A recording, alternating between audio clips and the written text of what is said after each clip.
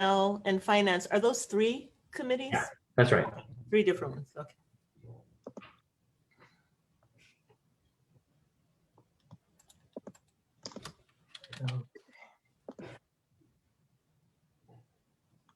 All right, welcome everybody. Let's give it a couple minutes for people to come in before we get started with our guest, Shawn Rolland.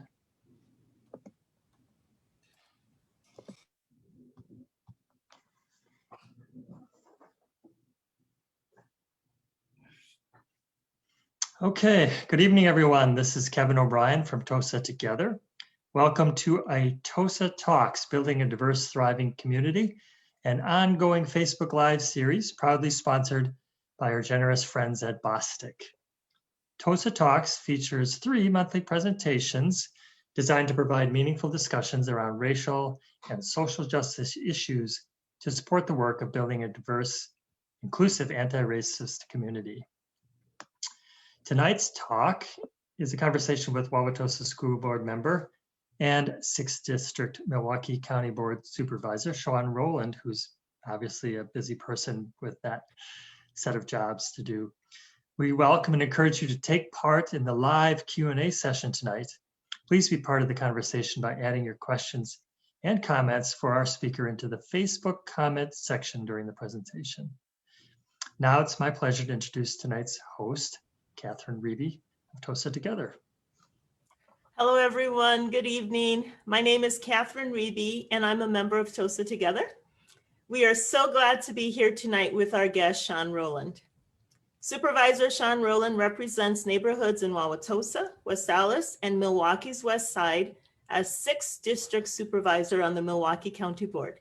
He was elected in April 2020 and serves on the Economic and Community Development, the Personnel, and the Powerful Finance Committees.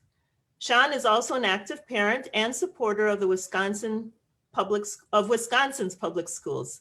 Elected to the Wauwatosa School Board in 2016, he has represented the community as the body's president, vice president, legislative advocacy committee co-chair, and Wisconsin Association of School Boards Assembly delegate.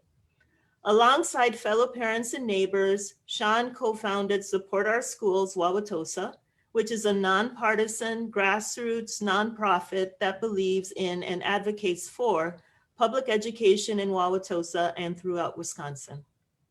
After attending Franklin High School, Shawn graduated with honors from Drake University in 2004 with a degree in public relations.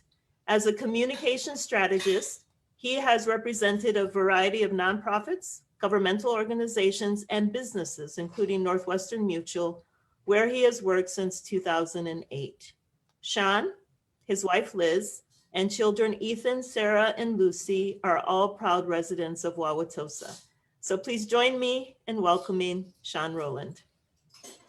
Thank you, Catherine. Really appreciate being here. This is exciting. All right, well, I will jump right in. I will share my screen real quick.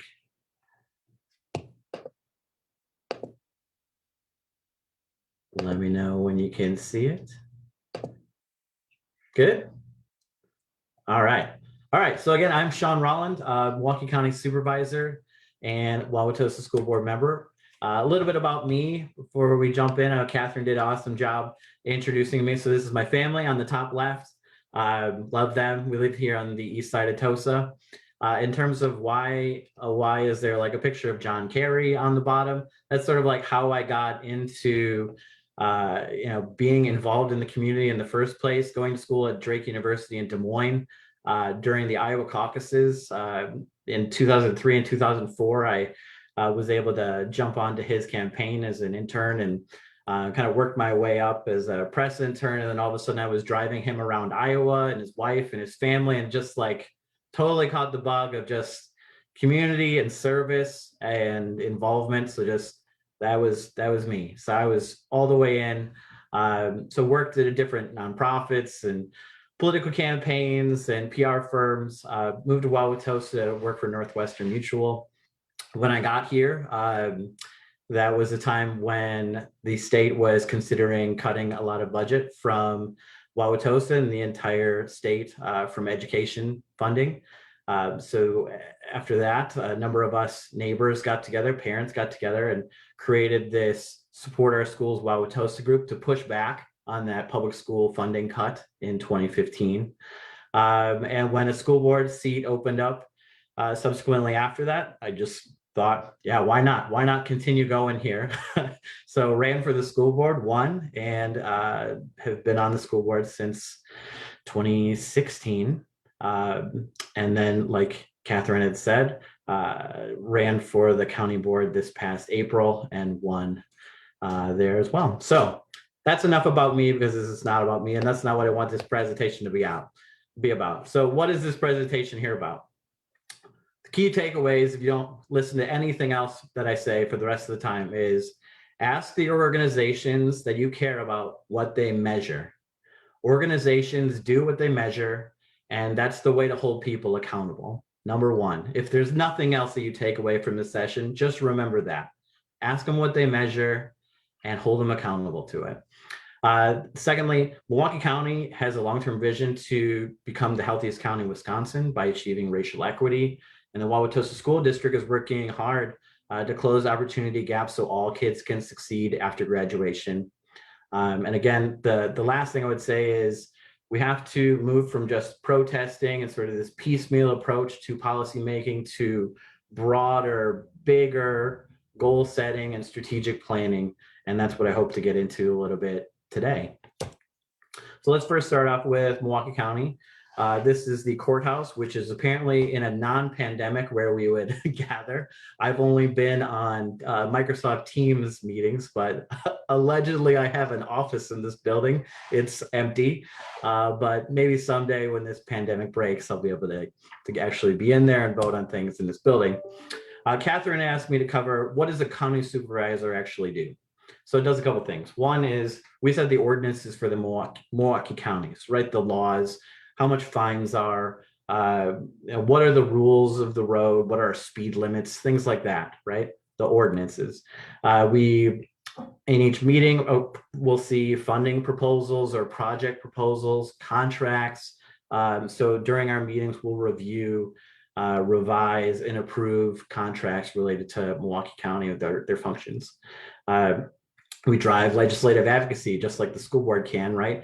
Where Milwaukee County supervisors can take a position on an issue and advocate to the state, to federal, to local, to anywhere. And that is definitely an arm that the county leans on pretty hard.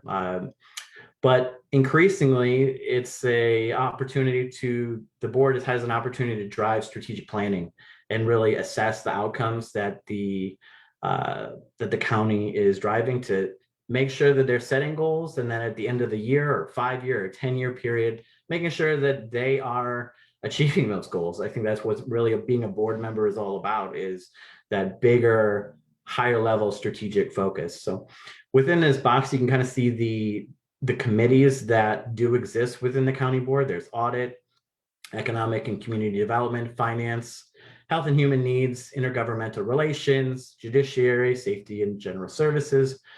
I'll just read quickly: parks, personnel, and transportation. The three highlighted in yellow are the ones that I am a member of.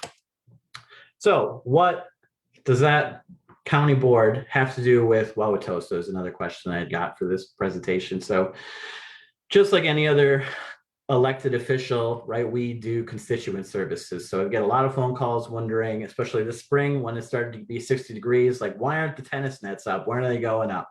Why can't I get a hold of my caseworker, my daughter's caseworker who delivers for mental health? How do it's a lot of dot connecting. What's going on with this vacant house on my block, and how soon will that be remediated by the county? So there's a lot of that.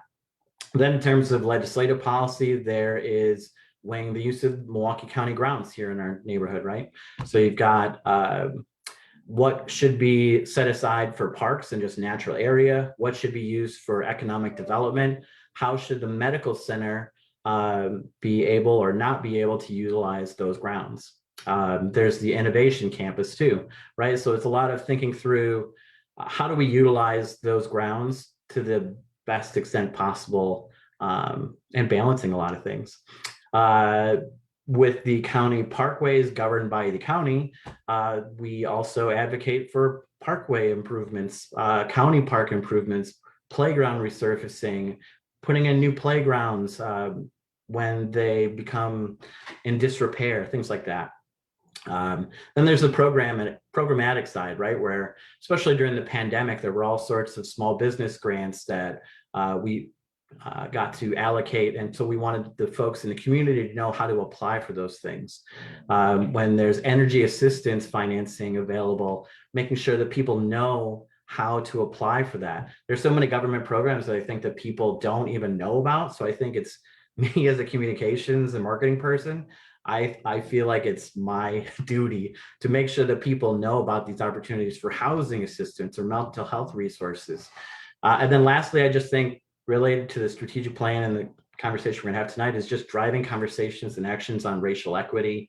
I just think that's such a key, especially in our community that's so, Milwaukee County is so segregated. It just has to be a conversation that we continue to put in the forefront, and Milwaukee County really is. So the good news, among the top 20 places to live in Wisconsin, 9 of them are in Milwaukee County, including Wauwatosa. We have a great community in places. We have a world-class zoo. We have incredible parks, world-class museums. The art museum is, second to none. The public museum is looking to open up a new facility, and that should be incredible. We've got the domes that a lot of people care deeply about. We're also home to a lot of major businesses, Fortune 500 companies and small businesses. So there's a lot going for us in Milwaukee County. And the future looks good too, if we make the right decisions. According to LinkedIn tracks the number of people who are moving away from some communities and to other communities based on their location data. And it's interesting to see that more and more people are moving to the Milwaukee market because of some of the attractive things that we have to offer, right? We're a more affordable community. We have easy commutes. We have relatively good summers, at least, sometimes springs and falls. And if you like skiing, then winter's great here too. And it's ranked one of the best places to work remotely. It's got good broadband, it's getting even better. Great opportunities for recreation, arts and culture. It's quick to get in and out of our airport. So Milwaukee and Milwaukee County have a lot going for it. Now, the challenge here is that Milwaukee County's health, the disparities, and just the overall health of Milwaukee County residents is a difficult thing to dig into. And that's why it's become such a focus for Milwaukee County. The county is ranked 71st out of 72 counties in Wisconsin in terms of overall public health. I mean, you can read the statistics, but we're 69th in length of life, 70th in terms of behaviors, whereas smoking, drinking, sexually transmitted infections, teen births, 71st in poverty, violence, graduation rates, pollution, housing need. And the key thing here is the disparity between the racial disparity. A white person in Milwaukee County will, on average, live 14 years longer than a Black person. I feel like there needs to be a pause, because that's a white person in Milwaukee County, on average, will live 14 years longer than a Black person. And so when we talk about why does race or equity or why do these racial disparities matter, it shows up in a real person's life having 14 years less than somebody else. And that shows up in infant mortality too, and birth weights. It's just, we have to focus here. And until it is remedied, until everybody can live a long and happy life, to me, this continues to be a place where we need to focus.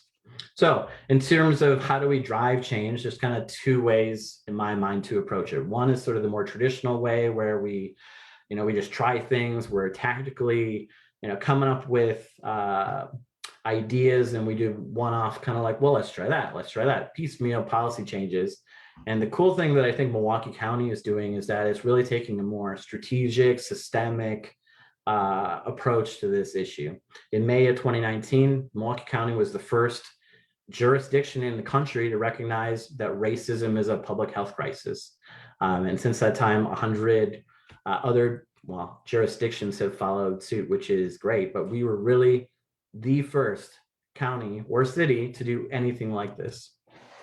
In terms of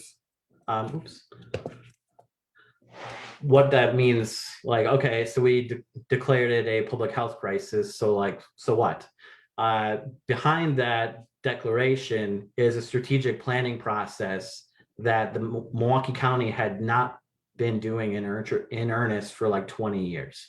There was a 20-year period where I would say each department within the county was really working hard on its own silo, right? The parks were working to create the best parks that they could be. The court system was trying to be the best court system it could be, et cetera. But there was no convalescence, I guess, no joint vision about how each could work together towards a larger vision. And that vision that exists today is by achieving racial equity, Milwaukee County will be the healthiest county in Wisconsin. So it's taking that lens and having every department care about it and create plans and shift the way that they allocate resources to make that vision more of a reality. So we're not just making parks to have parks, we're trying to have parks to drive health in Milwaukee County. Does that make sense? So there were strategic focus areas that were created within the county that they are working on right now. And let me kind of break it into pieces. On the left side, you'll see pieces that are more like focusing inward on the county, making sure that there's diversity at every level of Milwaukee County government, from the bottom to the top, right? Making sure that managers to entry level, that there's diversity amongst gender, race, et cetera.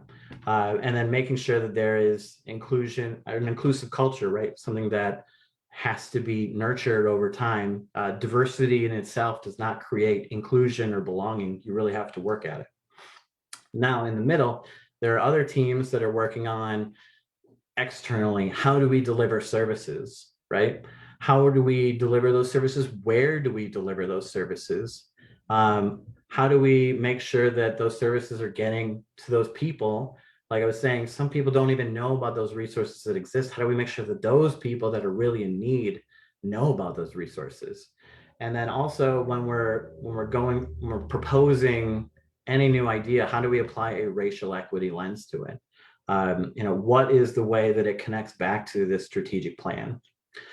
And on the right side, we've got sort of the future focused things of investing upstream rather than investing in, more prisons and sort of the outcome and, the downstream impacts where it's really too late. How do we invest more of our resources and attention upstream into things that are more preventative, like housing, economic development, job retraining, things like that, to get people to get us out of this cycle, and to really focus on the county's fiscal health, whether it's being clear about our own budgets, being really careful about the way that we are allocating funding. So we're getting as much juice for the squeeze within our own pot, but then also advocating, right? Continuing to advocate to the state and to the federal government to make sure that that we are getting the funding that we need to dismantle, to achieve our vision, which is to become the healthiest county in Wisconsin. So as you can see on this slide, this kind of gives you a sense of who's working on what. The cool thing about each of these is that just because it's being run by maybe the director of human resources or the chief of staff or the person who runs the administrative services department, is that all of these teams are really very cross-functional. They are bringing in people from the airport and from the diversity and inclusion team and from, all over county government. They're all huddling together and intentionally trying to work on these things. So what I'm excited about, and I think you should be excited about too, is that just today, like a couple hours ago, we got this new reimagined county board committee approved. And what this committee is going to be is the Health Equity, Human Needs, and Strategic Planning Committee. And in the past, what the county board had seen and what the community had seen because of that, because a lot of the community just sees what the county board sees, is a very reactive, transactional, tactical mindset, right? A director comes to our county board looking for funding for some small thing. Then they ask the county board for it. We weigh that, and then we kind of move on to the next thing and the next thing and the next thing. There wasn't one clear place where longer term strategic planning, goal setting, that more like strategic mindset conversation could be had. That's where this committee is going to be so exciting. I really think it's going to change a lot. I hope it does. So that's just approved today. We'll see who is going to be the chair and the vice chair and the members of that committee soon. But again, the whole point of this committee is to talk about how are we going to improve along these health outcome areas. What is our goal in 1 year, in 5 years, in 10 years? How do we make sure that our mix of programs is efficient and driving results? So that's what this committee will be tasked to do. I'm just really excited about it. It's something that I worked on with Chairwoman Nicholson, who's equally excited and passionate about the strategic planning. All right, I think that brings us to the end of the county board presentation. So any questions? Do you want to start there? And otherwise, yes. Yeah, go ahead. We'll just have a few questions of clarification or about some of the content, and we can ask more at the end also. There's a shout out to you from Kelly Goldman. I don't know if you know her personally or not, but a shout out to you. Someone is asking where they can find the the strategic plan, Milwaukee County strategic plan. Where can that be found? I can try to put it into the chat, but if you Google Milwaukee County strategic plan, it should show up within, I would hope, the first one, but you never really know, right? Okay. But it's pretty easy to find on the website. There's also like videos and other elements that speak to it. Okay, thank you. Another question is, do you know how many county facilities Tosa has? I'm thinking of county parks and things like that. I don't know if I know the specific number, okay. Right? There's the entire medical complex, right? Yes. That we think about. There's all of the innovation campus. There's the county grounds park. There's like all of the parkway, right? Is all county land, right? Okay. So quite a bit. Yeah, I mean, there's a lot. There's a lot of parklands in Wauwatosa, which is great because I think that there's a lot of people who are very protective about the fact that we have a lot of great access to like being able to get away all of a sudden. Mm-hmm. We have this incredible community where we can be, 5-10 minutes from downtown and like 5-minute walk to just being in the woods somewhere. Yeah. Like what a great place. So I think there's just a lot of people that want to make sure it's kept that way. Mm-hmm. So there is a Milwaukee City County Task Force on Climate Change and Economic. I'm not sure the full name of it. Are you aware of the task force? I'm aware of it. I'm not on it. Okay. No, I'm just asking because I know that they're looking at some ways to address climate change, and land use is one of them. Maybe expanding tree canopy or looking at our land use. And I was just curious, I know that the county grounds have been a flashpoint, but when we look at this era of climate change and how important our natural areas are, if the county would consider a land clearing moratorium. I don't know. I don't know. Okay. Yeah, I don't know. Okay.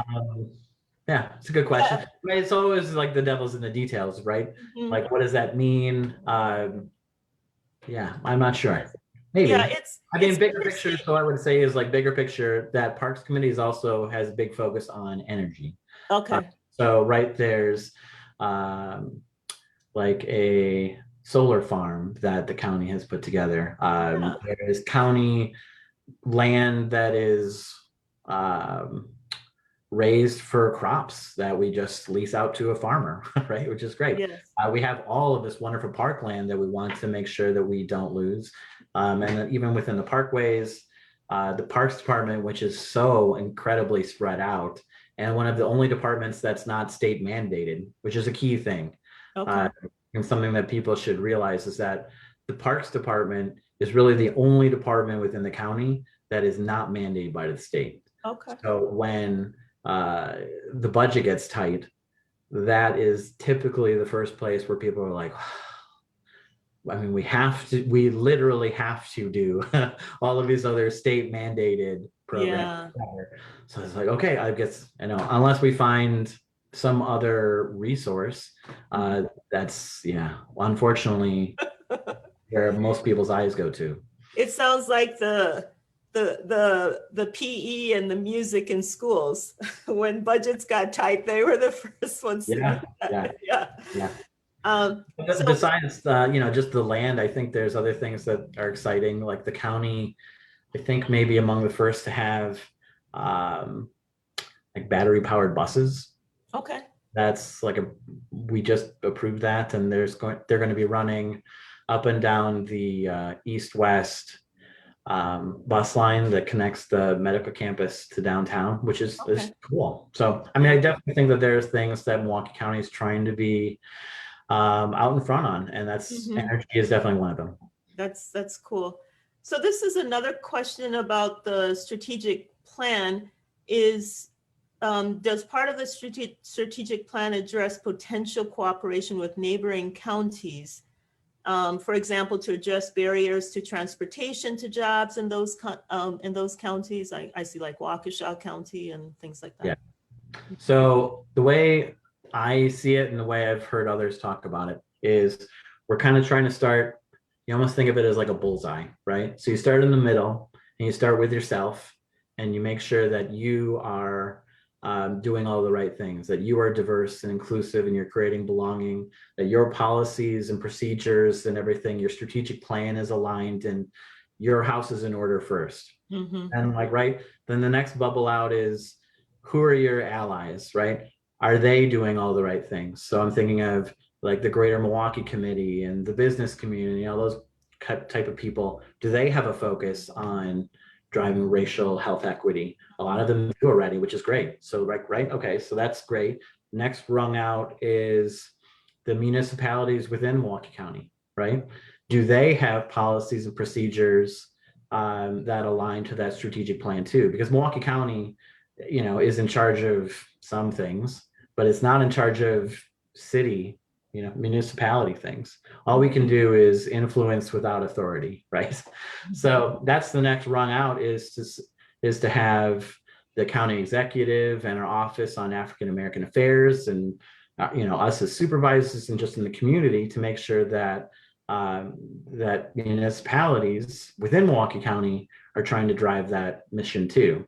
Then the next rung out is, okay, the whole state, or at least a region, what can we all do? Like, right, let's all get on the same page. So we've been advocating to the Wisconsin Counties Association about the need for all counties to really care about, to declare it as a public health crisis and to enact policies so we can, again, influence without authority, but make change across the state. In terms of transportation, I know that there are conversations that are being had, and they're positive. So yeah, it becomes a question of just partnership and budget, I think, probably at the end of the day, and belief that doing it is the right thing for both parties. Okay. We're gonna have to move to the school section, but let me ask one more. Okay. Does the county have ways to motivate the private sector to also be intentional in addressing racism that is systemic in their businesses, services, and corporations? We all work at different places. Yeah, I think we definitely have an opportunity to engage with the chambers, who reach out to us for support, just to say, what are you doing to advance this? How can we all work together? I think that's probably the better way to approach it, is to not have it be a combative thing, but to say, we have this vision, right? to advance health in Milwaukee County. Like, how can you be against that? When you see those statistics, how can you be against it? And you just see how that shows up and creates issues in the way that businesses are able to recruit future talent, right? Do people want to live here? Do young people want to live here? Do the people who do live here, do they have the skills in order to be, hired by that company? So I think there's a lot of partnership that can happen. Yeah, and it's just a matter of having people, not get stuck in their camps of, Republican, Democrat, whatever. It's just like, let's all work on this vision together. So yeah, to answer your question, absolutely. I think that there's potential there. Okay. Well, let's go on. I have some more questions, but All right. yeah. All right, I will try to go through the school part of it quickly. So, Wauwatosa School District, it's a wonderful place. I love this picture because it really shows. You don't see the picture. Oh no. Let me go back and share screen again. Now can you see it? Okay. Yeah. All righty, great. Okay. So yeah, I love this picture because it really just shows, how diverse and wonderful and silly our school district is. It's a great school district. So let's again start off like the overall. The district is all about inspiring students to conquer their challenges. And so it's not just about academic success. And of course, academic success is part of it, but that's not the only thing that we're trying to do, right? We're trying to make students effective communicators, problem solvers, making sure that they're mentally healthy, that they can advocate for themselves, that they understand how to navigate a diverse world, that they're always trying to grow and learn. They can be independent, and yeah, they can learn things. That's obviously like, going to school, that's fundamental, but it's more than that. So this is our vision of a graduate. Once you get through the Wauwatosa School District, we want students to be able to have these aptitudes. So it's not just about academic success. So in order to bring about that vision, we have a strategic plan that we created in 2016, runs out this year. But it's all about making sure that we have highly effective staff and teachers, that we are driving innovation in student learning and making sure that we're engaging the whole child. We're sound stewards of resources. Wauwatosa is one of the, if not the only school district in the state that does not short-term borrow. So we are not borrowing money to get to the next year. I think every other school district in the state has to borrow in order to get to the next year. So we are extremely sound stewards of the taxpayer dollar and the way that we've been able to stretch that dollar on behalf of students. And part of that is making sure that we have great community relationships, right? Engaging the business community, engaging the chamber, bringing in parents, and connecting with businesses. So the good news, cat hissing at something. Anyway, the good news is that we've got very strong report card results, right? We are in the exceeds expectations categories. We have some of our schools that are ranked as some of the best in the state: Lincoln, WSTEM, McKinley, East. Across the district, there's really strong parent engagement and involvement. People really believe in their neighborhood schools. That's such a driver of engagement, I think, to have your neighborhood believe in your neighborhood school. It just makes it so much easier to drive that the volunteers and the people coming to things and donating things. It's just awesome. Because of that, right? Students have earned millions of dollars in scholarships, and to me, points of pride is just the fact that the West and the East, APC teams are consistently 1 and 2 in the nation. The Tosa West dance team is consistently just winning. We've had, incredible success in forensics, basketball, obviously this year, cross country, soccer. So it's not just academics. It's everything. We've got incredible arts and theater programs. Students are winning gold key awards all the time for the creative things that they're making. It's just, you can find a lot of great news here, but there's also difficult news.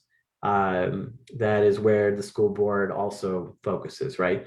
There are significant opportunity gaps that exist when you compare and you desegregate the data to look by students of color, students who experience poverty, and students with disabilities. And they're big and they're noticeable gaps. And we have to make this a focus. My belief is that we have to make this a focus. There are people that are like, oh, you have to stop caring about equity and start caring about, moving up in rankings and only focus on academic achievement. And what I say to them is that caring about equity really is our best way to advance in rankings and to drive academic achievement in Wauwatosa. That's the path. We have to be on it. And I'll explain why. So this is just, I'll breeze through these charts a little bit, but as you can see, this is a forward math exam results showing the opportunity gap based on race. And you'll see for a white student in 3rd through 5th grade, we've been able to drive pretty consistently exceptional results, right? Our goal, I think, is to have 80% of students be proficient in a particular year, and we're always trying to chase that 80%. Some years we do better than others. That's like an aspirational goal, is to get there. But you'll see, for white students, we're getting close. For Black students, there's progress being made. For Hispanic students, there's was a downward trend. And on the left side, you'll just see the gaps that exist on that forward exam. Not that standardized tests are the be all end all, but when you take it all together, you can just see that we are not, I don't want to blame the school district in a way, right? I mean, we do need to work on this, but it's just, we as a community, all of us are driving this result where there's such a disparity between people of color and non-people of color. I mean, we can go through all of these charts, but same is true with English at the elementary level, English at the middle school level, math at the middle school level. You'll just see, I mean, it's consistent and it's systemic and it's difficult to move. It's difficult to look at, but we have to work on it because, I mean, the ACT writing opportunity, you can see the gaps. I mean, we have to make this a focus. And by we, I mean the school district, the community, organizations.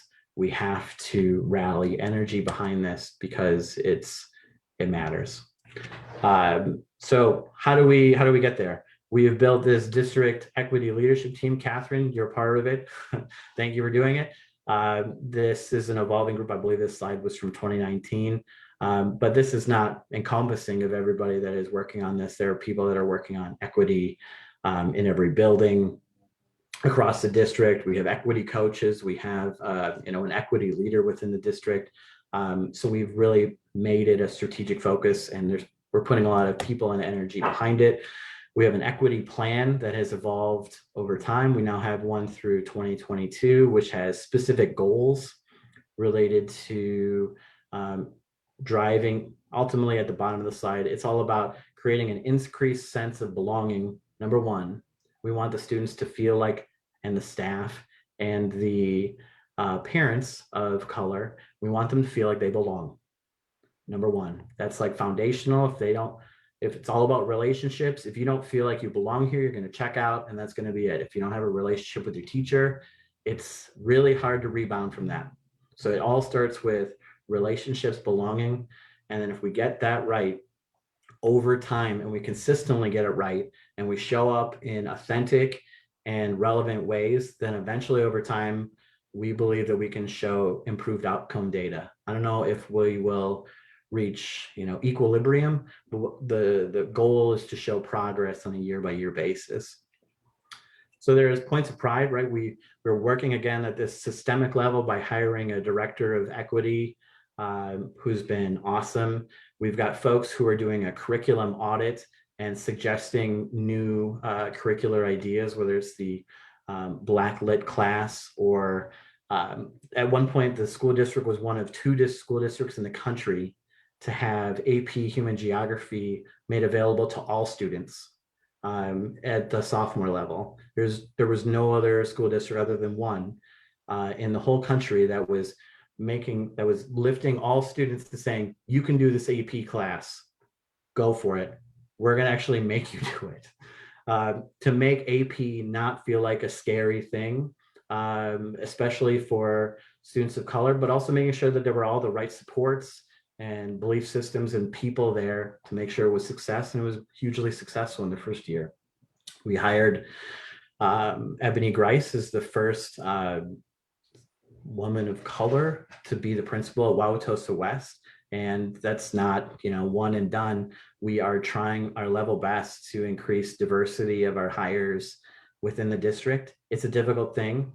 We are trying to have more of our teachers also serve as ambassadors for the district, saying, I work here, I love it here, I wish you would work here, going out to career fairs, or just the way that teachers network, we're trying to work that angle. And then we're also looking at our policies and making sure their student voice is prioritized. So if we have policies in place that that put women or put students of color in, under the microscope, or just lead to detentions, suspensions, expulsions, we really need to look at those things and say, is that a value that we should have over student achievement? Because if not, let them wear yoga pants, let them have exposed underwear labels. Like, let's just get them through this experience and have them be successful in life.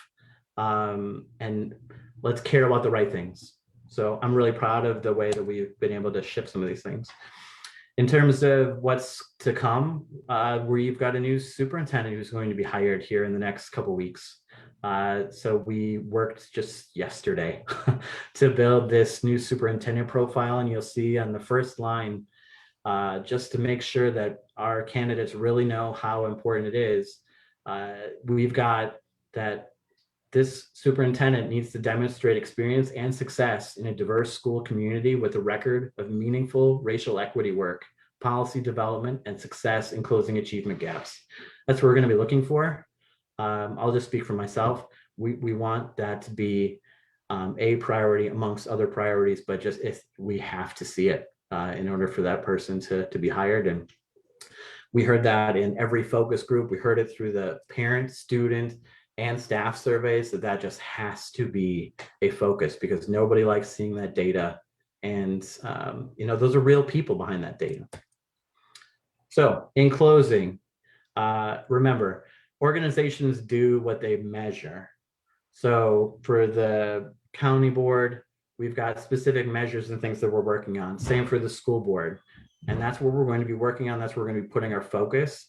So if you want to drive change within a particular organization, you have to define what that success looks like, set smart goals, inspire people, and hold them accountable to reach them. And I just think with the conversation that the community went through in regards to policing this past year, I think that's just such an opportunity for the community to really, really, really focus its attention going forward. Is what should a police department have as a goal to increase community trust over the next 5 years amongst people of color? Imagine how urgent and creative those people could be if they were inspired yet held accountable to bringing about that outcome.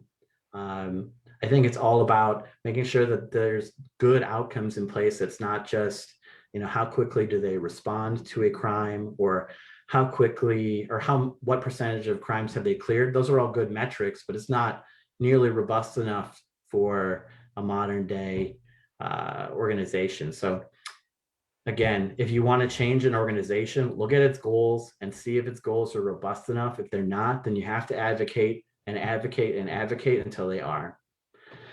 And that's it. Thank you. That's wonderful. So someone asked, how can we bring this type of strategic thinking to the Tosa Council and city administration? And are you open to presenting to them? I mean, I'm always open to presenting to them. I've been, emailing them on the side saying, this is important. I know that I'm not going to take credit. They have been doing a lot of work, and there are a lot of alders who are just as passionate as I am about setting key performance indicators for the city, to the extent that they have affordable housing, or taking another look at the way that the police department has goals for itself, or et cetera, et cetera, et cetera. I think there's increasing focus there. I just think that it's not about anybody's personality. It's not, I don't like you, or like we don't get along, or anything like that. It's about, what are your goals and are you reaching them? I think, for the police department, for example, the police department had goals for what percentage of crimes did you solve in comparison to other communities, and how quickly did you arrive at a crime once you got the call. And those were really the KPIs. And so they rightly were like, I mean, we're hitting our goals. What do you want from me? I mean, they're totally right. The chief, even in one of the meetings, was like, nobody has said anything about us having other goals. Like, we've been hitting these goals. What are you talking about? We're not hitting the goals. So it's like, I can totally understand how there's just this disconnect, because the goals don't match like the people in the community saying, no, we need to have goals about this, this, and this too, right? I mean, it's good that you're getting to the crime scene you're solving. I mean, awesome. That's exactly great. But what else, right? Yes. So, and I think that's on us to advocate. Ideally, it would be on them to say, here's some thought starters on things we're going to be working on. But I just think there's going to be a conversation in this community about the next chief, and who is the right or wrong person for that. And I think that's a fine conversation. To me, the more important conversation that the community should have is, what does success look like for that department, and then for all departments in the city, all departments in the county, all areas in the school district. It's all about like defining success and then working on it. And I don't, then it doesn't have to be like this personality conversation, right? Thank you. That's good. We have a question about the discipline gaps. What is being done about the gap in how race impacts discipline, and the plan to address that? Yeah, I mean, there have been plans, and they are being worked on. So the district tracks this data, number one, and besides just like tracking the data and it shows up in a dashboard, they really analyze it to see what are these disciplinary things, why are they happening, who is referring, is there somebody who's referring, all the time? And if that's the case, then okay, that's right, there's sort of a blip in the data, and maybe there needs to be a little bit more coaching with that particular person to at least understand what's going on in that room, and what other things could be done besides sending them out. So that's happening, right? Then in addition to that, we've been looking at our policies to say, what are the things that are getting students in trouble, and are those the right things? So when we had the cell phone policy conversation, there was a sense that, well, not a sense that we had data that showed that that was a key point of conflict, right, for the teachers and the students. And that, yeah, a lot more students of color would get in trouble for pulling out their cell phone in class. So it got to the point where it was like, you know, why do we have this cell phone policy? What does it serve? And, you know, even if we have this cell phone policy, are they going to just defy it? Does it just lead to these disparities? And also on the other end, what can we be doing to be more engaging, right? Why are they not paying attention to the front of the room and then like on their phone? You know, what is that class looking like? So I think that's another part of the conversation too, is how do we just be as interesting, as engaging as we possibly can? So I think it's looking at it at all angles and looking at the data and seeing what can we do, you know, on a micro level and macro on policy. It would seem to me also that just as you have a description of your ideal superintendent, when we're looking at teachers hiring, that should be also at the top too. Like there's some people who don't want to deal with, you know, people from diverse backgrounds, and there's some people who might not be able to for whatever reason. And having them know that this is a strong value of our district, so they have the opportunity not to apply in the first place. And that now is now part of what we do, right? Okay. So we hired Ada Cruz-Farron, who is our head of HR and assistant superintendent, and that is now part of the conversation that we have in hiring is, you know, tell me about how you value this, because we value it a lot. So help me understand where you're coming from. Yeah, I think it's important that adults realize how fragile our children's psyche is and how easy it is to scar them with some of these run-ins that they have at school. That's really heavy on my heart. We have another question. Is there a plan to listen to parents of Black and Brown students? In regards to, or just in general? Anytime? I think it's just in general. Yeah. So I would say yes, but there's always room to do better in that.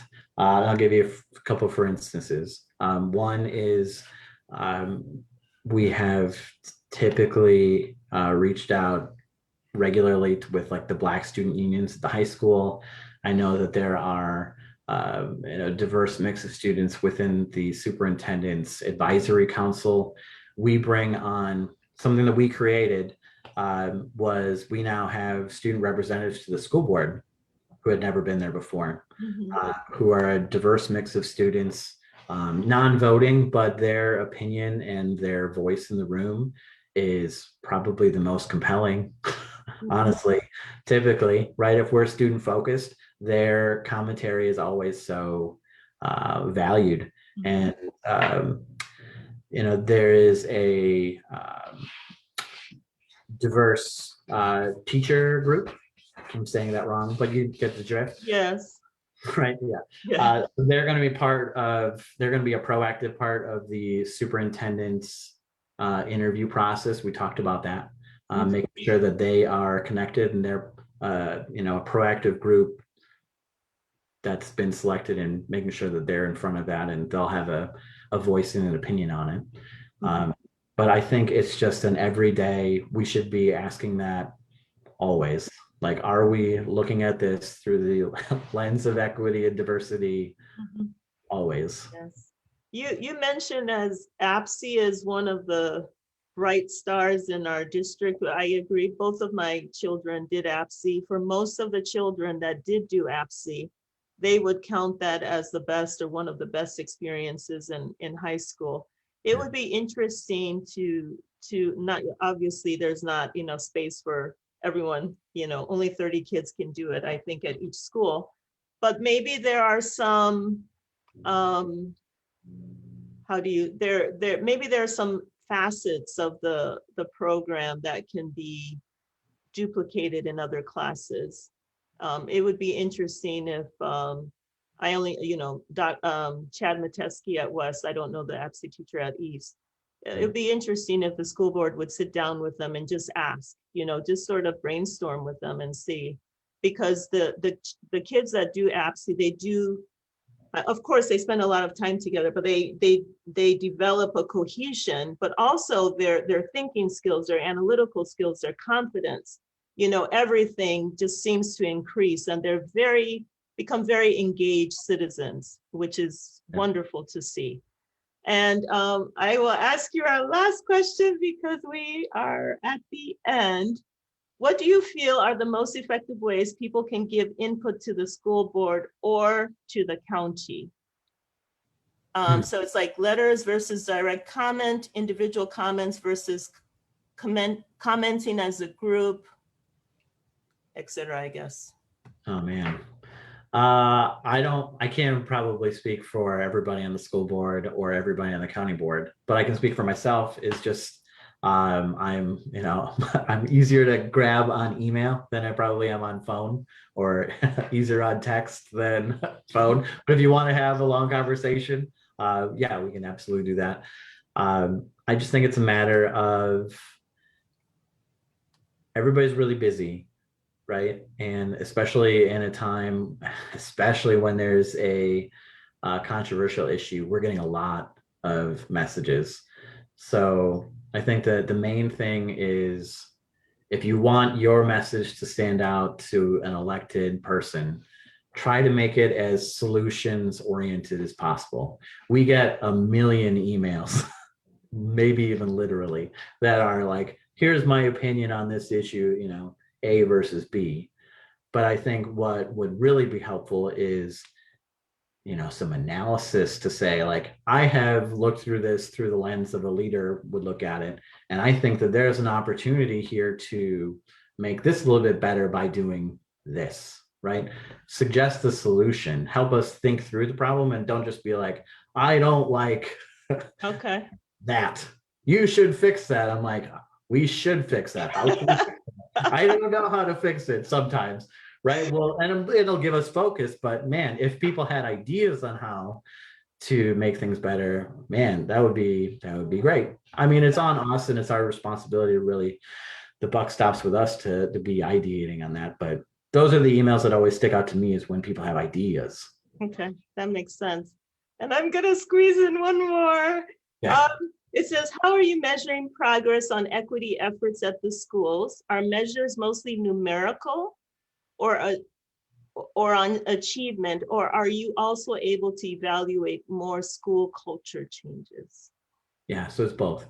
There's definitely data on student achievement, but then we also do regular surveying of the students, surveying of the staff, surveying of the parents, and that's where we get a sense of where are their cultural disconnects within, maybe a particular school.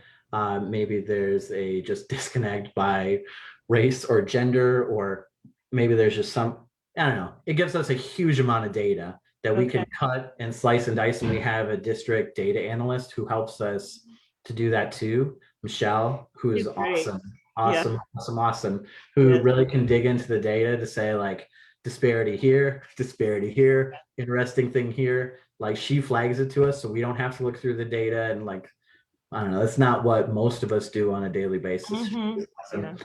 So I would say it's a mix of both. Every school has an equity goal on its own, right? That they work on, and that principal and that staff hold on to over the course of the year.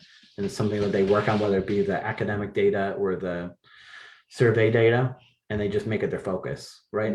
We can't all do everything everywhere. So you kind of have to narrow in a little bit and just own something. That's how they do it. Thank you. So I hope all our viewers will join me in thanking Shawn. And I think I said Rolland. How do you pronounce your last name? Rolland, like Holland, but that's okay. Okay. Shawn Rolland, for taking time to talk with us tonight. Thank you, Shawn, for sharing your experiences, insights. We really appreciate it. No problem. Thanks also to you, our Facebook audience, for your time and interest, as well as your thoughtful questions. And as always, a special thank you to our generous friends at Bostic, whose support makes the entire Tosa Talks series possible. Please plan on joining us in April for 3 new Tosa Talks presentations. One from PA Jackie Edwards on healthcare equity, another, a panel discussion of policies and practices affecting those with disabilities, and our third one, a conversation with Wauwatosa Alders Nancy Walsh and Megan O'Reilly. Recordings of all Tosa Talks can be found on the Tosa Together YouTube channel.